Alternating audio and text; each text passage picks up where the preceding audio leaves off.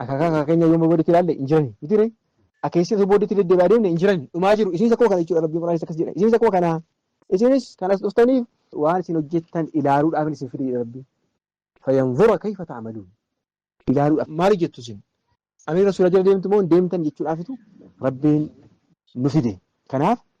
wanti nuyi uumamneef alaama guddaadhaaf rabbiin nu uume alhamdulillah isin immoo rabbiin tawhiida isaa isin barsiifatee rabbiin tokkichummaa isa qabattanii akka inni qobaasaa ta'e shariika akka inni hin qabne qabrii gabbaruun akka inni kufrii ta'e nama gabbaruun jinnii gabbaruun waan akkasii kana gabbaruun akka inni islaamummaa keessaa bahuu akka ta'e rabbiin isin barsiisee isin kun abbaan keessaa ta'uu danda'a yookaan firumti keessan kan atuu waan amma tawhiida dhagahaa turre kan hin dhagahin du'an baay'eetu jiru atuu hin beekin jechuudha isin immoo har'a hundumti keenya walumaa wajjin nu immoo waan xiqqoo si dhageenyee waame tawhiidaa ashhadu an laa ilaaha illallah jechuun kana tawhiida jechuun kana shirka jechuun kana qabrii gabbaruun islaamummaa keessa hin jiru kan jedhu dhaga'uun keenya nuuf ni'ima guddaadha warri nu darban hin agarre aniyyuu xiqqummaa kootti dur gaafa quraana qara'aa turre maal jenne birbisa ceenaa minkoodhaa sayyadee alfakiin hundaa firkoodhaa sayyadee jechaa turre birbisa mala gaafa dhinte birbisa iddoo kana jenne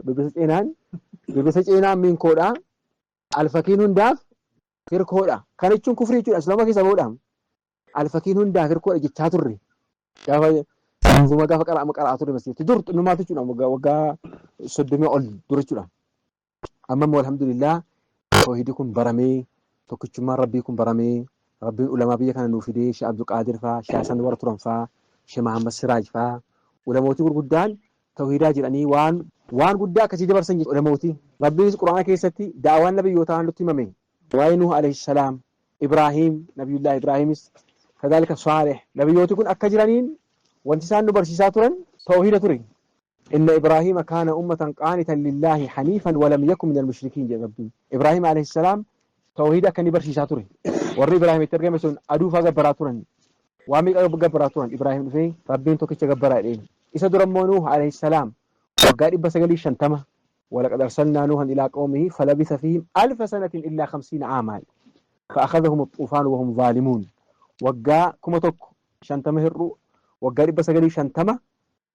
Nuh alayhi salaam da'awaa gochaa ture karaa rabbiitti waamaa ture rabbiin duwwaa gabbara maa lakum min ilaahin ghayru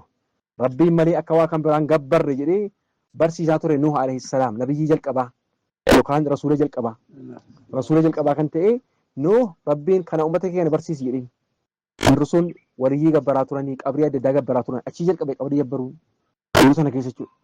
rabbiin Nuhin ergee kana barsiisaa ture atuu jedhu macarrashaa irratti immoo rabbiin keenya nabiyyi keenya sallallahu alaihi wasallam Muhammadiin nu ergee isaaniin immoo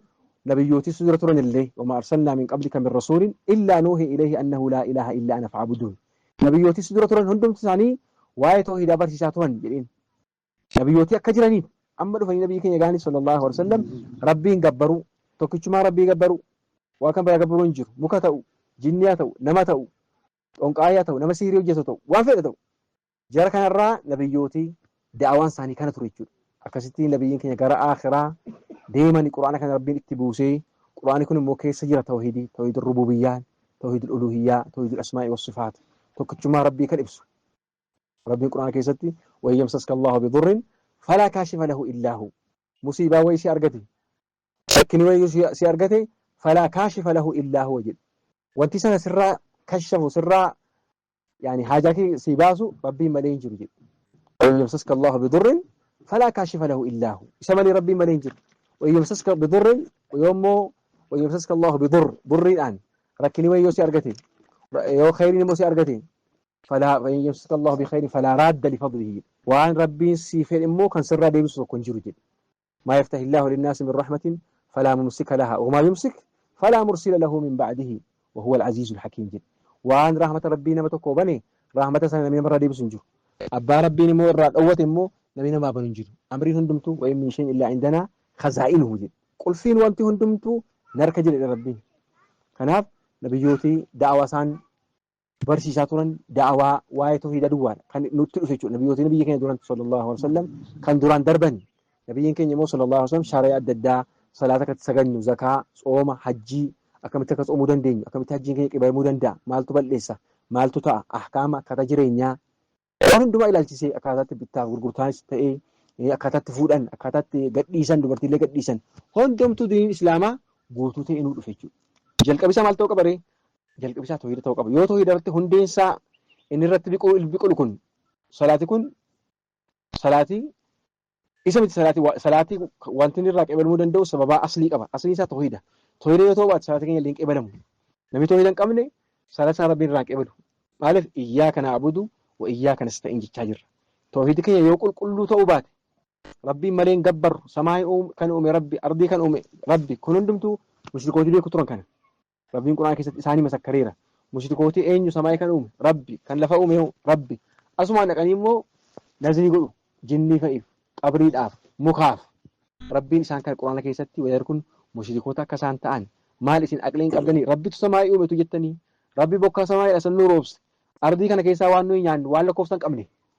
malkii namaa kana kan qoode namni nama 50-60 taana fakkeenyaaf malkiin keenya hundumtu qobaa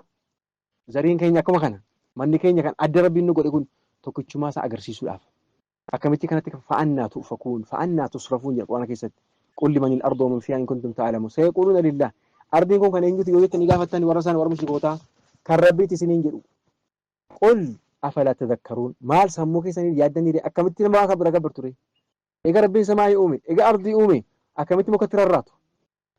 muki kun na fayyada qabrii haa ta'u malaayikaa haa ta'u jinnii haa ta'u rasuula haa ta'u wanti na fayyadu tokko hin jiru rabbiin malee kanaaf rabbiin quraana keessatti tuutaa sadii keessatti qul laa amliku linafsii naf'an walaa darraa Muhammad sallallahu alaihi wasallam ummata kee kana barsiisi sahabota warra gurguddaa warra akka